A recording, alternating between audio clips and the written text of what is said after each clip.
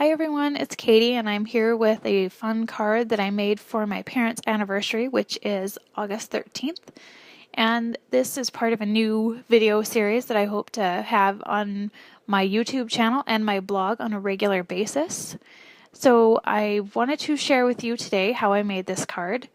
I started with some paper tray ink cardstock, cut that in half, and then I'm scoring that at the 4 1/4 line with my Martha Stewart scoring board and making a basic A2 size card front.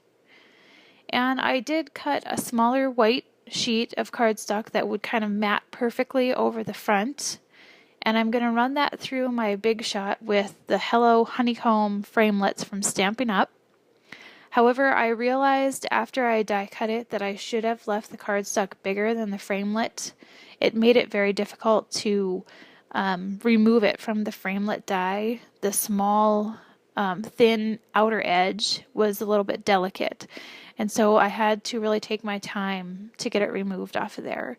But I did that and it punched out perfectly, and I was ready to adhere it to my card front. I just used a basic glue stick here to stick it to the card front. However, a little tip for you: after I used my glue stick, and I didn't use very much because I didn't want it oozing out the side, just a little bit, especially along the edges and in the middle on some of the bigger honeycombs, I flattened out the card and I ran it through my Big Shot, and that sealed the honeycomb framelit to the card base very well. So I don't have to worry about it coming off or lifting up in places. I know that it's sealed on there very well. I am then using some images and framelit dies from Stampin' Up's Secret Garden. This is the Secret Garden set and framelits that match.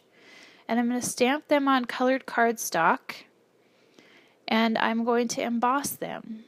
So I'm using my embossing buddy on this pink cardstock, and then I'll ink up my image. This image I want the pink to shine through, so I'm going to emboss it with white embossing powder. So the white will be the outer edge, the outline of the flower, and the pink will still shine through. And then for the gray cards, I wanted the gray color to really shine through. So I stamped that bold stamp and I embossed it with clear embossing powder.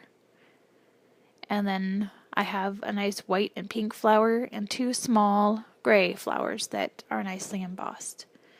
I then went ahead and ran them all through my Big Shot and die cut everything out. I also die cut out a green leaf from the same framelits, and I was ready to lay them out and kind of get an idea of where I wanted them to go, and it was time to find a sentiment.